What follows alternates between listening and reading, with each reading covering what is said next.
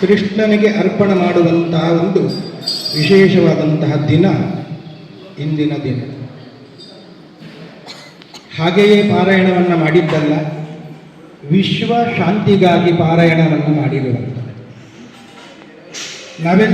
ನಾವೆಲ್ಲರೂ ವಿಶ್ವದಲ್ಲಿಯೇ ಸೇರಿದ್ದೇವೆ. ಆದ್ದರಿಂದ ವಿಶ್ವಕ್ಕೆ, ದೇಶಕ್ಕೆ, ರಾಜ್ಯಕ್ಕೆ, ಗ್ರಾಮಕ್ಕೆ ಕ್ಷೇಮ ಆಯಿತು ಅಂದರೆ ಅದರಲ್ಲಿ ಸೇರಿರುವ ನಮಗೂ ಕೂಡ ಕ್ಷೇಮವಾಗ್ತದೆ. ಈ ಉದ್ದೇಶವನ್ನು ಇಟ್ಟುಕೊಂಡೇ ವಿಶ್ವ ಶಾಂತಿಗಾಗಿ ಚಕ್ರಾಬ್ಜ ಮಂಡಲ ಪೂಜೆ, ಸಹಸ್ರನಾಮ ಅರ್ಚನೆಯನ್ನು ಮಾಡಿಕೊಂಡಿದ್ದೇವೆ. ವಿಶ್ವ ಶಾಂತಿ ಅಂದರೆ ಒಂದು, ನಮ್ಮಲ್ಲಿ ಕಲಹ ಇರಬಾರದು. ಇನ್ನೊಂದು, ಎಲ್ಲರೂ ಆರೋಗ್ಯಪೂರ್ಣರಾಗಿ ಇರಬೇಕು. ಇನ್ನೊಂದು, ಕಾಲಕಾಲದಲ್ಲಿ ಎಷ್ಟು ಮಳೆ ಬೇಕು ಅಷ್ಟು ಮಳೆ ಬಂದು ಧಾನ್ಯ ಸಮೃದ್ಧಿ ಆಗಬೇಕು. ಇಷ್ಟು ಆಯಿತು ಅಂತಾದರೆ ಅದೇ ವಿಶ್ವ ಶಾಂತಿ. ನಮ್ಮಲ್ಲಿ ನಮ್ಮ ಒಳಗೆ ಜಗಳ ಇರುತ್ತದೆ ಮನೆಯಲ್ಲಿ, ಅಥವಾ ನಮ್ಮ ಮನೆಗೂ ಪಕ್ಕದ ಮನೆಗೂ ಜಗಳ,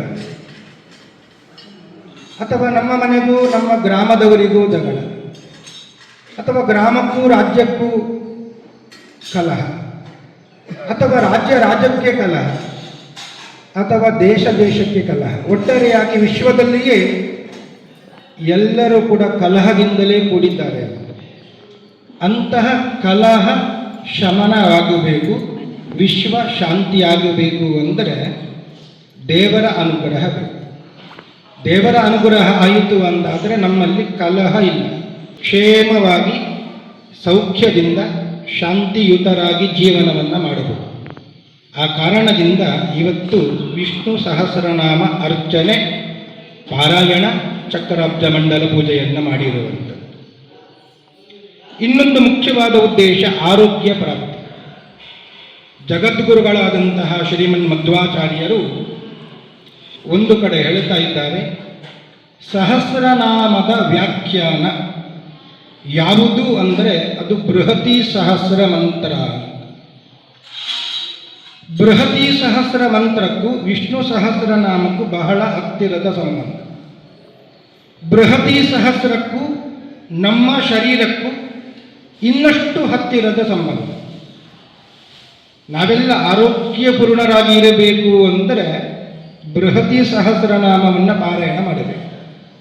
ಅದು ಸಾಧ್ಯ ಇಲ್ಲ ಅಂದರೆ ಸಹಸ್ರನಾಮ ಪಾರಾಯಣವನ್ನಾದರೂ ಮಾಡಬೇಕು. 1000 ನಾಮದ ಅರ್ಥವನ್ನು ಹೇಳುವಂಥದ್ದು ಬೃಹತಿ ಸಹಸ್ರ ಮಂತ್ರ. ಈ ಬೃಹತಿ ಸಹಸ್ರ ಮಂತ್ರಕ್ಕೂ ನಮ್ಮ ಶರೀರದಲ್ಲಿ ಇರುವಂತಹ 72,000 ನಾಡಿಗಳಿಗೂ ಬಹಳ ನಿಕಟವಾದಂತಹ ಸಂಬಂಧ.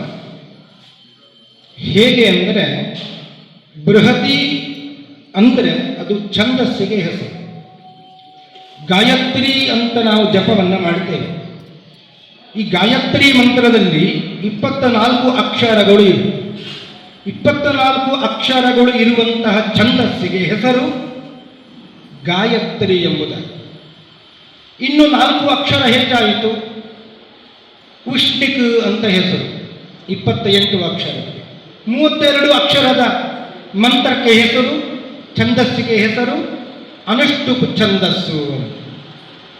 ಹಾಗೆಯೇ 36 ಅಕ್ಷರದ ಮಂತ್ರಕ್ಕೆ ಹೆಸರು ಬೃಹತಿ ಮಂತ್ರ. ಆದ್ದರಿಂದಲೇ ಛಂದಸ್ಸಿಗೆ ಹೆಸರು ಬೃಹತಿ ಅಂತ. ಅದೇ ಹೆಸರಿನಿಂದ ಮಂತ್ರ ಪ್ರಸಿದ್ಧವಾಯಿತು, ಬೃಹತಿ ಸಹಸ್ರ ಮಂತ್ರ. 1000 ಮಂತ್ರಗಳು ಇವೆ, ಅರ್ಥಾತ್ 1000 ನಾಮಕ್ಕೆ 1000 ಅರ್ಥಗಳು ವ್ಯಾಖ್ಯಾನ ರೂಪದಲ್ಲಿ ಇರುವಂತಹ. ಈ 31 ಮಂತ್ರದಲ್ಲಿ 36 ಅಕ್ಷರ. 36 ಅಕ್ಷರ ಅಂದರೆ ಅದನ್ನು 2 ಮಾಡಬೇಕು. ಒಂದು ಸ್ವರಾಕ್ಷರಗಳು, ಇನ್ನೊಂದು ವ್ಯಂಜನಾಕ್ಷರಗಳು. 36 ಸ್ವರಾಕ್ಷರ, 36 ವ್ಯಂಜನಾಕ್ಷರ, ಒಟ್ಟಿಗೆ 72 ಆಯಿತು. ಒಂದೊಂದು ಅಕ್ಷರವೂ ಕೂಡ ಭಗವಂತನ ರೂಪವನ್ನು ಪ್ರತಿಪಾದನೆ ಮಾಡುತ್ತಾ ಇದೆ ಅಂದರೆ ಅರ್ಥಾತ್ ಭಗವಂತನ 36 ಪುರುಷ ರೂಪ, ಭಗವಂತನ 36 ಸ್ತ್ರೀ ರೂಪ, ಒಟ್ಟಿಗೆ 72 ರೂಪವನ್ನು ಈ ಒಂದು ಮಂತ್ರ ಪ್ರತಿಪಾದನೆ ಮಾಡ್ತಾ ಇದೆ. 1,000 ಅಂದರೆ ಎಷ್ಟಾಯಿತು? ಒಂದು ಮಂತ್ರದಿಂದ 72 ರೂಪಗಳು ಅಂದರೆ 1,000ದಿಂದ 72,000 ಭಗವಂತನ ರೂಪವನ್ನು ಪ್ರತಿಪಾದನೆ ಮಾಡಿದಾಗೆ ಆಯಿತು. ನಮ್ಮ ಶರೀರದಲ್ಲಿ ಇರುವ ಎಷ್ಟು ನಾಡಿಗಳು? 72,000 ನಾಡಿಗಳು. ಆ 72,000 ನಾಡಿಗಳಲ್ಲಿ ಭಗವಂತನ ಈ ಎಲ್ಲ ರೂಪಗಳನ್ನು ನಾವು ಚಿಂತನೆ ಮಾಡಬೇಕು. ನಮಗೆ ಎಷ್ಟು ವರ್ಷ ಆಯುಷ್ಯ? ವೇದ ಹೇಳುತ್ತದೆ, ಶತಮಾನಂ ಭವತಿ ಶತಾಯು ಪುರುಷ ಶತೇಂದ್ರಿಯ ಆಯುಷ್ಯೇವೇಂದ್ರಿಯೇ ಪ್ರತಿಷ್ಠತಿ. ಪ್ರತಿಯೊಬ್ಬರಿಗೂ 100 ವರ್ಷ ಆಯುಷ್ಯ ಅಂತ. ಶತಮಾನಂ ಭವತಿ. 100 ವರ್ಷದಲ್ಲಿ ಎಷ್ಟು ಹಗಲು ಎಷ್ಟು ರಾತ್ರಿ? ಕರಾರುವಾಕ್ಕಾಗಿ ಪ್ರಾಚೀನರು ಹೇಳಿದ್ದಾರೆ, ಒಬ್ಬ ಮನುಷ್ಯನಿಗೆ 100 ವರ್ಷ ಆಯುಷ್ಯ ಅಂದರೆ ಅದರಲ್ಲಿ 36,000 ಹಗಲು, 36,000 ರಾತ್ರಿ ಅಂತ. ಈ 36,000 ಹಗಲನ್ನು ಭಗವಂತನ ಪುರುಷ ರೂಪಗಳು ನಿಯಮನ ಮಾಡುತ್ತಾ ಇವೆ. 36,000 ಪುರುಷ ರೂಪಗಳು, 36,000 ರಾತ್ರಿಗಳನ್ನು ಭಗವಂತನ ಸ್ತ್ರೀ ರೂಪಗಳು ನಿಯಮನ ಮಾಡುತ್ತಾ ಇವೆ.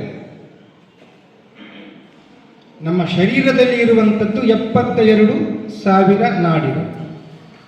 ಒಮ್ಮೆ ಬೃಹತಿ ಸಹಸ್ರ ಪಾರಾಯಣವನ್ನು ಮಾಡಿದರೆ 72,000 ನಾಡಿಗಳಲ್ಲಿ 72,000 ರೂಪ, ಪ್ರತಿಪಾದ್ಯ ರೂಪ ಅದು ಪ್ರವಹಿಸಿ ನಮ್ಮನ್ನು ಶಕ್ತಿಯುತವನ್ನಾಗಿ ಮಾಡುತ್ತದೆ. ಈ ಬೃಹತಿ ಸಹಸ್ರ ಅಂದರೆ ಯಾವುದು? ಒಂದೊಂದು ನಾಮದ ಒಂದೊಂದು ಮಂತ್ರಗಳು. ಹಾಗಾದರೆ ಒಂದು ಬಾರಿ ವಿಷ್ಣು ಸಹಸ್ರನಾಮವನ್ನು ಪಠಣೆ ಮಾಡಿದರೆ 1,000 ಬಾರಿ ಬೃಹತಿ ಸಹಸ್ರನಾಮವನ್ನು ಪಾರಾಯಣ ಮಾಡಿದಾಗಾಯಿತು.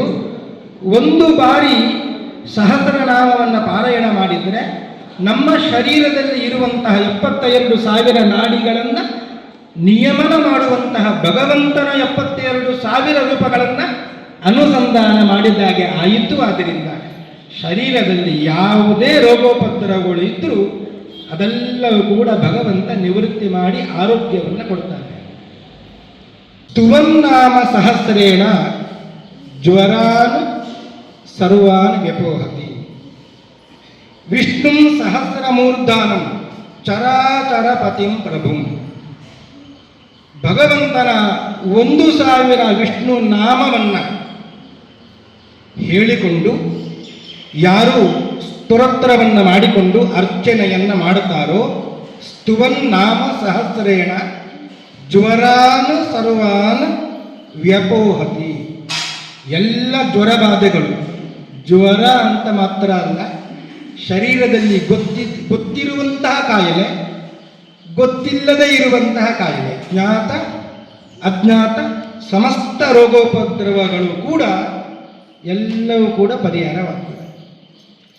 ಇದನ್ನು ಬೇಕಾದಷ್ಟು ಮಂದಿ ಅನುಭವಿಸಿದವರು ಕೂಡ ಇದ್ದಾರೆ. ಸಹಸ್ರನಾಮ ಪಾರಾಯಣ ಮಾಡಿದ್ರಿಂದ ಎಂತಹ ಘೋರವಾದಂತಹ ರೋಗ ಉಪದ್ರವಗಳು ಪರಿಹಾರ ಆಗಿದೆ.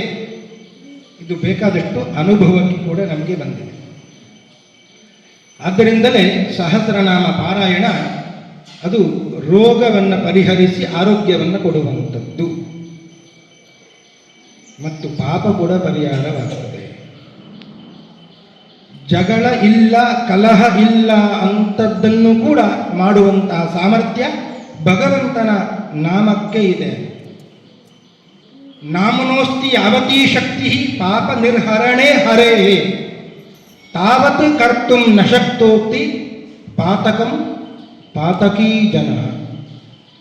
ಒಬ್ಬ ಪಾತಕ ಇದ್ದಾನೆ, ಆ ಪಾತಕನಿಗೆ ಅಷ್ಟು ಪಾಪವನ್ನು ಮಾಡಲಿಕ್ಕೆ ಸಾಧ್ಯವೇ ಇಲ್ಲ.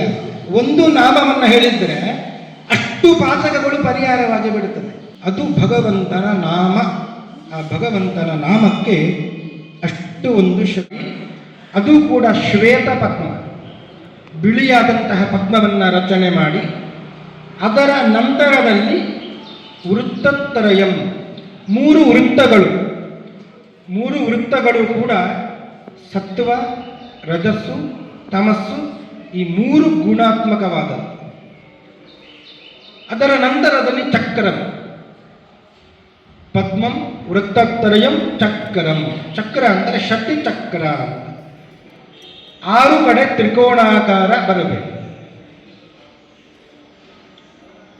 ರಾಶಯೋ ವೀಚಿಕಾ ತಟ, ಅದರ ನಂತರದಲ್ಲಿ 12 ರಾಶಿಗಳು, ಆಯಾಯ ರಾಶಿಗಳಿಗೆ ಹೇಳಿದಂತಹ ಬಣ್ಣವನ್ನು ತುಂಬಿಸಬೇಕು. ಮೇಷ, ವೃಷಭ, ಮಿಥುನ, ಕರ್ಕಾಟಕ, ಸಿಂಹ, ಕನ್ಯಾ, ತುಲಾ, ವೃಶ್ಚಿಕ, ಧನು, ಮಕರ, ಕುಂಭ, ಮೀನ, ಈ ರಾಶಿಗಳು. ನಂತರದಲ್ಲಿ ವೀತಿ, 8 ವೀತಿಗಳು ಇವೆ. ಗಜವೀತಿ, ನಾಗವೀತಿ ಮೊದಲಾದ ವೀತಿಗಳು. ವೀತಿಯ ನಂತರದಲ್ಲಿ ಅಲಂಕಾರಕ್ಕಾಗಿ ಇರುವಂಥದ್ದು ಶೋಭೋಪ ಶೋಭಿಕಾಷ್ಟೇವ, ಶೋಭ ಮತ್ತು ಉಪಶೋಭೆ ಅಂತ. ಇದು ಚಕ್ರಾಬ್ಜಸ್ಸತು ಲಕ್ಷಣಂ. ಇಂತಹ ಮಂಡಲ ಚಕ್ರಾಬ್ಜ ಮಂಡಲ. ಎಲ್ಲ ದೇವಾನುದೇವತೆಗಳನ್ನು ಆವಾಹನೆ ಮಾಡಿದ್ದೇವೆ. ಓಂ ಗೃಣಿ ಸೂರ್ಯ ಆದಿತ್ಯ ಓಂ, ಇದು ಸೂರ್ಯನ ಮಂತ್ರ. ಸೂರ್ಯನ ಒಳಗೆ ಇರುವ ನಾರಾಯಣನ ಮಂತ್ರ. ಧ್ಯೇಯ ಸದಾ ಸವಿತೃಮಂಡಲ ಮಧ್ಯವರ್ತಿ. ಗಾಯತ್ರಿ ಜಪ ಮಾಡುತ್ತೇವೆ. ಮಾಡುವಾಗ ಯಾರನ್ನ ಧ್ಯಾನ ಮಾಡಬೇಕು? ಬುದ್ಧಿ ಕೊಡು ಅಂತ. ಧಿಯ ಯಹ ನಹ ಪ್ರಚೋದಯ. ಸೂರ್ಯ ನಾರಾಯಣನಲ್ಲಿ ಪ್ರಾರ್ಥನೆ ಮಾಡಿಕೊಳ್ಬೇಕು. ಯಾಕೆ ಅಂದರೆ ಎಲ್ಲಿದ್ದಾನೆ ಅವ ನಾರಾಯಣ? ಧ್ಯೇಯ ಸದಾ ಸವಿತೃಮಂಡಲ ಮಧ್ಯವರ್ತಿ.